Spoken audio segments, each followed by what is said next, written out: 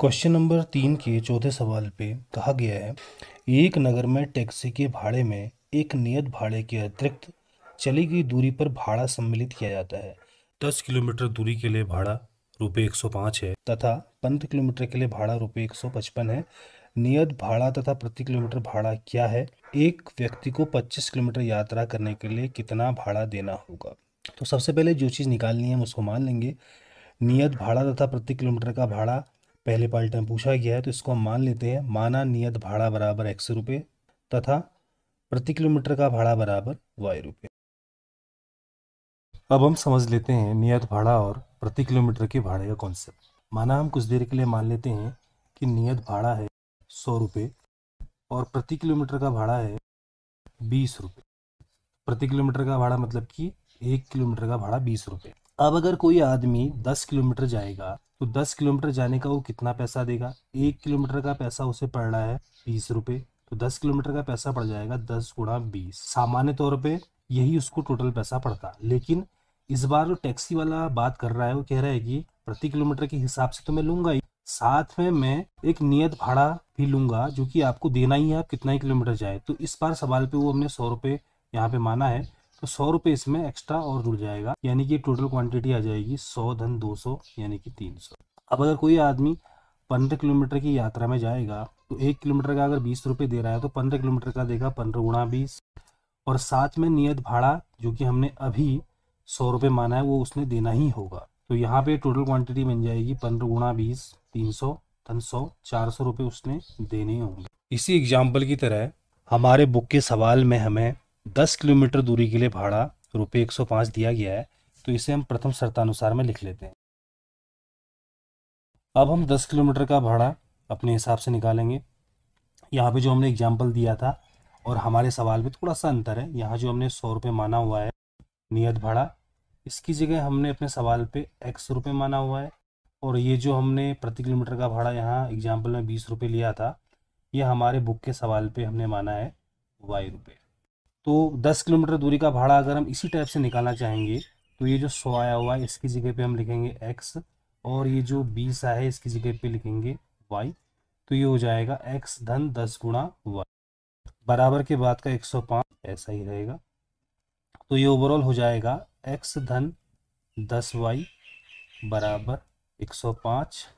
अब हम इसे बॉक्स में डालकर समीकरण नंबर 1 नाम दें। ये रैखिक युग्म का पहला समीकरण बन चुका है। एक बार हम इस समीकरण को फिर दोबारा से देख लें तो यहाँ पे 1 किलोमीटर का भाड़ा ₹Y के हिसाब से 10 किलोमीटर का भाड़ा 10Y हमने लिखा है। साथ में जो X जोड़ा है ये X नियत भाड़ा है जो कि किसी भी व्यक्ति ने देना ही है। तो टोटल भाड़ा बन गया X धन 10Y, ये बना भाड़ा 10 किलोमीटर का। अब सवाल पे भाड़ा ₹105 दिया था तो हमने इसको ₹105 के बराबर रख दिया। अब दूसरी शर्त में एक आदमी 15 किलोमीटर के लिए भाड़ा ₹155 देता है, तो इसी प्रकार से हम लिखेंगे कि 15 किलोमीटर का भाड़ा बराबर ₹155 द्वितीय शर्तानुसार में। अब 1 किलोमीटर का भाड़ा ₹Y है, तो 15 किलोमीटर का भाड़ा हो जाएगा 15 गुणा Y, और साथ में नियत भाड़ा देना ही है तो X इस पर साथ में और जुड़ जाएगा। तो टोटल भाड़ा हो गया X धन 15 गुणा Y। ये 15 किलोमीटर का भाड़ा हमने अपने हिसाब से निकाला। सवाल पे ये पैसा 155 दिया है तो बराबर के बाद वाला 155 ऐसे ही रहेगा।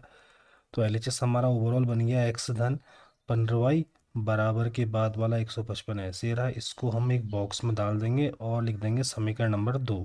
ये हमारा रैखिक युग्म समीकरण का दूसरा समीकरण है। तो हम यहाँ पे लिख देंगे समीकरण 1 तथा 2 अभीष्ट रैखिक युग्म हैं। अब हमने इन समीकरणों को प्रतिस्थापन विधि से सॉल्व करना है। तो प्रतिस्थापन विधि में किसी एक समीकरण से हम x या y का मान निकाल के दूसरे समीकरण में मान रख देते हैं। तो हम यहाँ पे समीकरण नंबर 1 से x का मान निकाल के समीकरण नंबर 2 में रख देते हैं। तो हम लिखेंगे समीकरण नंबर 1 से x धन 10y बराबर 105। यहाँ से हम मान निकाल रहे हैं x का, तो x बराबर हो जाएगा 105 बराबर के बाद ऐसे रहा कि 10y पक्षांतर होके यहाँ माइनस में आ गया। इसको हमने समीकरण नंबर 3 मान लिया। अब ये जो x का मान निकला है समीकरण नंबर 1 से निकला है, तो इस मान को हम समीकरण नंबर 2 में रखेंगे। लिखेंगे x का मान समीकरण नंबर 2 में रखने पर।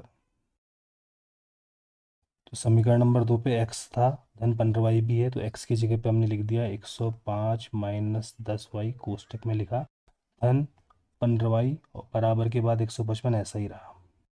अब इस कोष्टक के बाहर कोई चिन्ह नहीं है तो प्लस का चिन्ह माना जाएगा, और कोष्टक के बाहर अगर प्लस का चिन्ह होता है तो अंदर के चिन्हों में कोई परिवर्तन नहीं होता है, तो ये ऐसे के ऐसे उतर जाएंगे। 105 ऐसे उतरा, माइनस का 10y ऐसे उतरा, प्लस का 15y ऐसे रहा, इक्वल टू 155।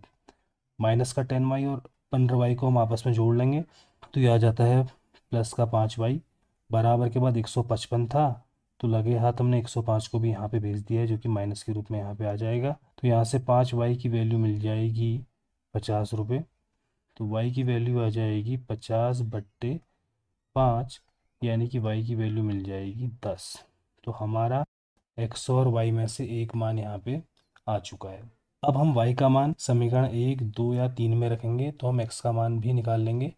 तो सबसे इजी रहता है समीकरण नंबर 3 में मान रखना, क्योंकि यहाँ सीधे x का मान निकलता है।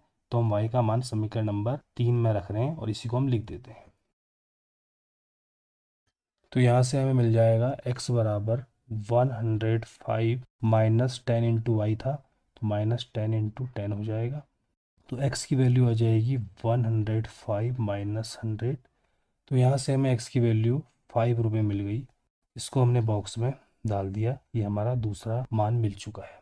तो x हमने नियत भाड़ा माना था जो कि 5 रुपये आ गया, y हमने 1 किलोमीटर का भाड़ा माना था जो कि 10 रुपये आ गया। इसका मतलब कि सवारी को किसी भी हाल में नियत भाड़ा यानी कि 5 रुपये तो देना ही है, चाहे वो 1 किलोमीटर जाए या 2 किलोमीटर जाए। बाकी वो जितना किलोमीटर जाएगा वो पर किलोमीटर 10 रुपये के हिसाब से टैक्सी मालिक को भाड़ा देगा।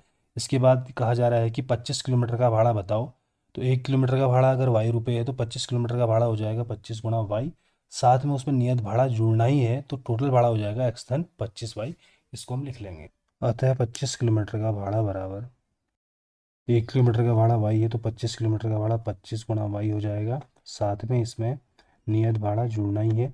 एक्स की वैल्यू अभी हमने निकाली थी इस सवाल पे, तो एक्स की वैल्यू 5 रुपये आई थी, प्लस 25 इंटू वाई की वैल्यू 10 रुपये आई थी, तो ये हो जाना है y प्लस 250, यानी कि 255 रुपीज़। ये आंसर हमारा हो चुका है।